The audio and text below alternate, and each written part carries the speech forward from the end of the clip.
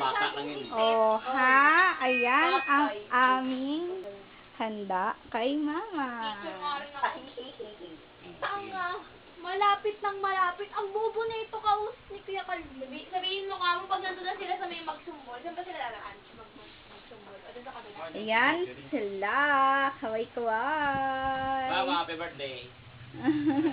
Si Steven. Oh, ha? Bye! Tapos pakita mo yung lobo.